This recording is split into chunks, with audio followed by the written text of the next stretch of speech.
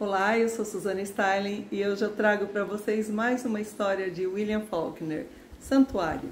William Faulkner foi o primeiro autor que eu trouxe aqui para o canal no início deste ano, O Som e a Fúria, onde apresentava uma história perturbadora e esse aqui não vai ser diferente. Essa história foi escrita em 1931 e como Faulkner, ele nasceu uns 30 anos depois da Guerra de Secessão dos Estados Unidos. Ele reproduz nas suas histórias muito dos aspectos decadentes da moralidade daquela população sulista. Aquela guerra brutalizou a população branca, né?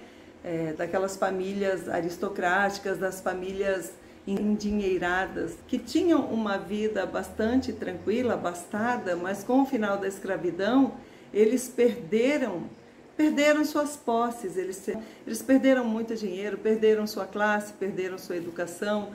E Faulkner, ele é um descendente de uma dessas famílias, então ele vivenciou muito do que ele retrata em suas histórias. E a título de curiosidade, muitos dos governadores dos estados americanos são descendentes da família de William Faulkner. Essa história vai se passar em 1920, naquele período onde está acontecendo a lei seca nos Estados Unidos. Essa lei seca, ela proibia o comércio da bebida alcoólica, então não se podia transportar, nem fabricar, nem, obviamente, nem vender. Qual o propósito dessa lei? Era de diminuir a criminalidade. E foi sob pressão de grupos religiosos que o governo, então, impôs, né, à população o não para a bebida alcoólica, com essa intenção de que diminuísse a criminalidade, mas não foi isso que aconteceu. Isso acabou fortalecendo grupos criminosos que trabalharam em cima do contrabando da bebida. Então, e essa história vai iniciar com um advogado de nome Benbow. Ele saiu da estrada principal, entrou na mata e está bebendo água ali de um rio. E ele se depara com alguém o observando. Essa pessoa que o observa é Popeye. Ele é um chefe criminoso ali, de um bando. Eles estão refugiados numa casa que foi construída antes da Guerra de Secessão. Então ela tem ali uns 60 anos de história. E eles estão nesta casa, é uma casa imensa, com jardim, com pomar, mas assim no meio de plantações, completamente abandonado, né? Então tem um grupo que vive ali e se serve do contrabando. E Popeye pergunta para Benbow o que ele faz ali. E Benbow, ele se movimenta assim, como se ele fosse, dá a impressão de que ele vai sacar uma arma, né? Mas na verdade ele vai tirar um livro do bolso. E aí Popeye fala para ele, né, que até acha que ele é um professor, porque é muito incomum uma pessoa carregar um livro no bolso. E aí esse advogado, ele se explica, ele diz que simplesmente ele parou ali para beber um pouco de água, que ele está querendo ir para uma outra localidade, mas ele está sem condução para ir até lá. E Popeye faz com que Benbow o acompanhe até a sua casa, então. E quando se chega nesta casa, o cenário é muito estranho, assim, são alguns homens assim de aspecto muito rude, mal encarados, e tem uma mulher cozinhando nesta casa. Essa mulher se chama Ruby Lamar. Ela que faz o alimento desse pessoal todo. Com essas pessoas está também um senhorzinho de muita idade, cego. Ele não se comunica com ninguém, ele vai de um canto para o outro, sempre levado por um desses homens, vai tomar banho de sol, ou ele é ajudado a se alimentar. Sabe, um cenário completamente assim inesperado, muito esquisito tudo. Os homens são de beber, de falar alto, eles são brutos, e é muito improvável, né, você encontrar uma mulher ali naquele meio. Mas ela é a mulher de um desses marginais. E tem um momento que Benbow vai trocar uma ideia com ela muito rápida enquanto ela está ali no fogão, e tem um caixotezinho perto do fogão, é onde ela cuida, onde ela guarda o seu bebê. Então tem uma criança ali de menos de um ano que é guardada num caixotezinho para que os ratos não devorem essa criança. É um negócio muito mal organizado, se vive no improviso. Tem um desses homens que ele é meio assim, meio bobão, assim, meio ingênuo, mas é ali do bando também. Então ele é o pau mandado, né? Manda-se ele para um lado, para o outro. E então Popeye ordena que o Tommy leve o Bamble até o destino que ele deseja. Se eu não estou enganada, ele quer ir para Memphis.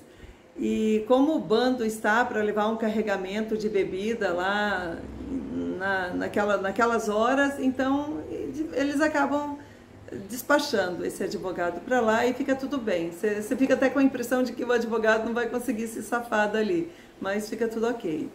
Passa algum tempo, logo chega nessa localidade uma moça com um namoradinho de faculdade, assim, não exatamente um namoradinho, são assim como ficantes. Ele até tem uma outra pessoa, mas ele vai nessa universidade, pega ela, e eles fazem alguns passeios fora da universidade, dão os rolês, né? E eles acabam indo ali porque esse namoradinho, ele sabe que esse grupo vende essas bebidas, né? E eles querem afarrear, eles querem fazer bagunça. E acabam chegando no meio desse bando, mas este namorado já está bêbado. E por conta disso, acaba que essa moça fica em poder do bando. E a partir daí, a história vai se desenvolvendo, sempre mostrando pra gente, o Tommy, ele sempre protegendo ela, ele saca que tá todo mundo de olho nessa moça, ela tem só 18 anos. Essa moça chama-se Temple e ela se diz filha de um juiz. Ela diz, meu pai é juiz, viu? Vocês não vão me deixar aqui, né? Ele vai saber de tudo, ele vai vir atrás de mim, alguma coisa assim, né? Mas o bando não tá nem aí, eles estão muito acostumados com a ilegalidade. E o namorado dela que vai para ali, ele já tem um certo conhecimento com esse bando, porque ele faz aí os negócios, né? Ele compra a bebida ilegal com eles, mas não é que sejam amigos, mas ele tem um leve conhecimento e aí ele fica ali, bebe com esses caras, enche a cara e não se dá conta do que pode estar acontecendo, que ameaças pode estar rondando essa moça. E o Tommy, ele tenta protegê-la. E daí para frente vai se desenvolvendo histórias sempre contadas pra gente de um modo bastante natural. Assim, você nunca fica sabendo o que exatamente a Temple está pensando. Não é falado assim sobre ela, e não mostra o que está se passando no seu interior. A gente vai saber uma coisa e outra por expressões dela que são narradas, ou uma fala e outra, mas tudo absolutamente normal, não te passa informações. Só que isso tudo vai se desenvolvendo e mostrando pra gente, ele vai explorar aqui essa coisa da degeneração do ser humano, da corrupção, da crueldade, vai retratar também a violência de uma forma geral, física, a violência sexual, a impotência sexual. Ele vai abordar vários temas. Então, tudo vai sendo narrado pra gente e não fica muito claro o que se passa. Você até imagina, né? Mas conforme vão passando os dias, você pensa, que bom, tudo está indo bem, né? Está sob controle. Mas lá na frente, quando a história se adianta, você acaba parando num tribunal, né? Onde então já foi resgatada essa moça e a história ali está sendo explicitada para a gente, assim, o que não havia sido dito, a gente vai sabendo por fim nesse tribunal. E aí é chocante.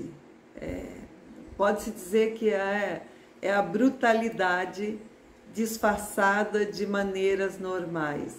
Para saber um pouco mais de Popeye, ele teve uma infância bastante difícil, ele foi muito brutalizado enquanto criança, então ele não é um ser humano normal, não, sabe? Ele não é um homem assim que, mesmo que aparentemente calmo, ele tem dentro dele muita perversidade. Nesta casa vai acontecer um assassinato, mas tudo isso acaba sendo mostrado para a gente só lá na frente, no adiantar das horas, né? Quando a gente está já neste tribunal e muita coisa é revelada ali. Então, é assim algo que vai chocando, né? Você. O incrível aqui é que mesmo que está no meio de marginais, a história vai se envolvendo de um jeito muito tranquilo, né? Uma coisa e outra mais agressiva, assim, fatos que vão brutalizando um pouco, mas ainda dentro do aceitável, mas depois no final você fica vendo o que de fato aconteceu é bastante perturbador, assim. Então nós temos aqui mais uma história incômoda de William Faulkner. Uma história curtinha, com menos de 300 páginas, mas que vai te deixar preso, sabe? Ele vai te envolver, assim, e depois que acaba a história você fica assim, refletindo sobre aquilo, sabe? Tentando encontrar um centro novamente. Você, na verdade, não sabe se entendeu a história. E vai buscando uns pontos, outros, volta no livro e aí você vai entendendo o que de fato aconteceu, em que momento as coisas foram acontecendo. É isso então, eu espero que você tenha gostado da resenha de hoje. Se já leu um Faulkner, faça aí seu comentário e dê o seu like, compartilhe o vídeo, se inscreva no canal. Eu aguardo você na próxima semana com uma nova resenha. Um grande beijo e até lá!